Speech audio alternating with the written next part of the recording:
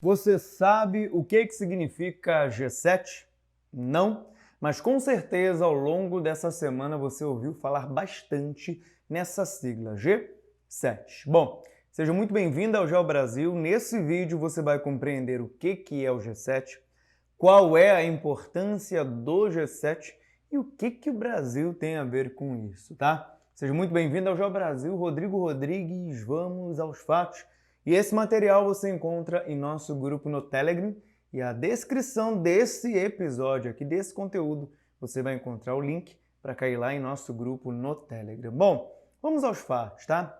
O G7, inicialmente, ele representava um grupo, G de grupo, com as 7 maiores economias do mundão. Mas isso mudou. A criação do G7 aí foi na década de 70. E da década de 70 para cá, o mundo mudou demais. E quando você pensa em G7 e falar que ele ainda hoje representa o grupo com as 7 maiores economias do mundo, tá tão errado, mas tão errado, porque quando você olha aqui do lado, ó, e vai verificando os países, aqui, ó, Estados Unidos, Canadá, Alemanha, França, Reino Unido, Itália e Japão. Aí você está assim agora, opa, Rodrigo, cadê a China, cara? Como é que você vai falar das 7 maiores economias do mundo sem a China? Ficou estranho, né? Porque o segundo maior PIB do mundo, falando em economia, não aparece no G7. Então, como assim é o grupo com as 7 maiores economias do mundo? Não vem com essa conversa, não, tá? Bom, só para você entender, então, esse contexto, o G7 inicialmente era G6, tá? Depois houve o convite e a adesão de um país chamado Canadá. Depois ele virou G7 com o Canadá, depois ele virou até G8 com a Rússia. Isso mesmo, na década de 90, a Rússia foi convidada a fazer parte do G7, que virou o G8. Só que adivinha, em 2014 a Rússia fez conflito, guerra com quem de novo? Com a Ucrânia, tá, gente? Ela vai anexar uma região mais ao sul do território ucraniano, chamado de Crimeia. Então, como uma forma de punição para a Rússia, ela é expulsa, é chutada do grupo favorito aí do WhatsApp, tá? Ela é excluída do G8 e volta a ser G7. Esse grupo tem uma grande importância no quesito economia porque, juntando esses países, a gente tem uma grande relevância a questão de PIB e a questão de movimentação econômica a nível mundial também, e nem preciso falar de quantitativo de pessoas. Só que não para por aí, gente. O G7 ele se reúne anualmente e esse ano foi no Japão, em Hiroshima. Acredite você ou não, por obra do destino ou não, sim, Estados Unidos estava presente nessa reunião lá no Japão, em Hiroshima. Joguei para você, se você estuda um pouquinho de geografia e história, você já está ligado nessa minha provocação. A reunião é anual, isso mesmo. E esse grupinho favorito aí, essa galera se reúne para falar sobre tema central, economia mundial. Só que, logicamente, além da economia mundial, existe outra temática muito relevante, que é a questão ambiental, as mudanças climáticas, só que atualmente tem uma pauta aí que não pode ficar de fora, e é muito relevante mesmo, que é a guerra na Ucrânia. Então não tem como. Esses países sentam ali à mesa para trocar uma ideia e costurar alguma forma de fato, apoiar a Ucrânia e prejudicar a Rússia em alguma instância. Cabe lembrar que Estados Unidos, Canadá, Alemanha, França, Reino Unido, Itália e Japão já se posicionaram e vem aí ao longo de todo esse conflito que dura mais de um ano, apoiando a Ucrânia. Bom, o G7 também apresenta a oportunidade de alguns convidados aparecerem. E, adivinha você, o Brasil, isso, o Brasil foi um dos países convidados a chegar lá no Japão, trocar aquela ideia marota sobre a economia mundial, e o Brasil não ficou de fora. O Brasil participou desse encontro do G7, juntamente ali com outros convidados, tá? Austrália, chegou a Índia, a Coreia do Sul, entre outros. Não, de repente você já está se perguntando, e não, a resposta é não. A China não fez parte, inclusive a China essa semana criticou bastante essa reuniãozinha aí do G7. Falei para você que o G7 debateu muito a questão econômica, falou muito também da guerra na Ucrânia e falou sobre a China. A China como um principal desafio da segurança internacional. A China não gostou nada disso. Falou também da questão que a China está diretamente envolvida num país chamado Taiwan, que a China não reconhece como país.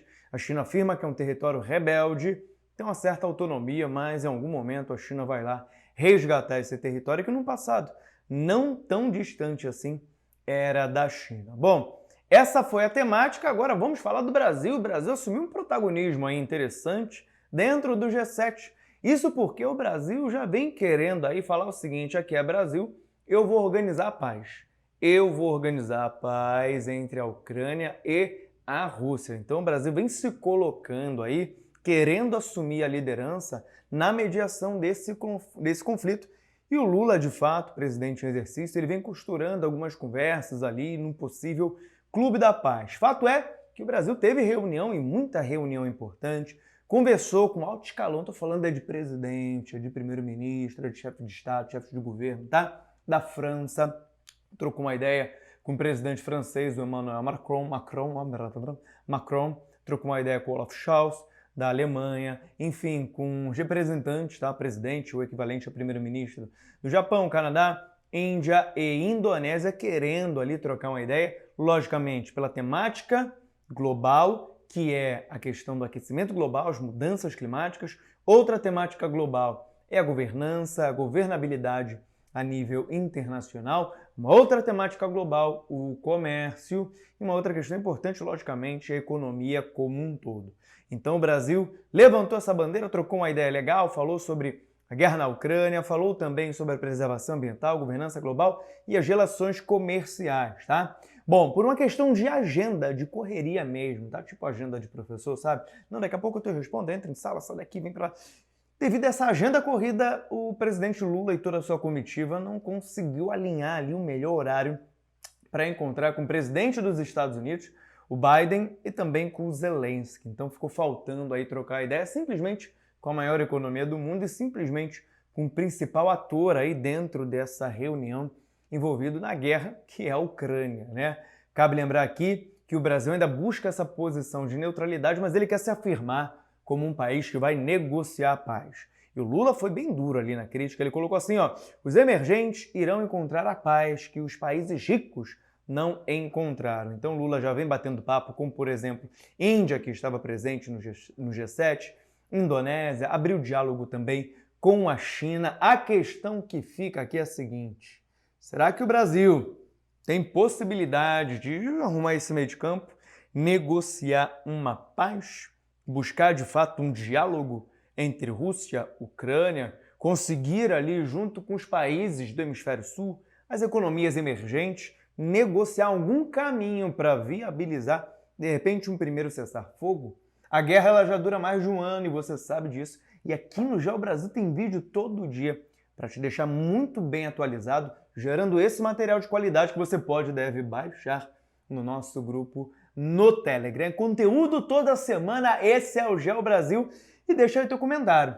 Acha mesmo que o Brasil tem condições de nortear, de assumir a responsa, bater no peito e falar assim: deixa comigo que eu vou negociar a paz? O que você acha? Deixa o teu comentário, que ele é importante demais aqui para o nosso canal. No mais, eu vou ficando por aqui. Segunda-feira começou. Um beijão no teu coração. Vibra a cada aprendizagem. Olha a descrição do vídeo e não pula propaganda, hein? Não pula propaganda, tá? Me deixa rico. Beijo!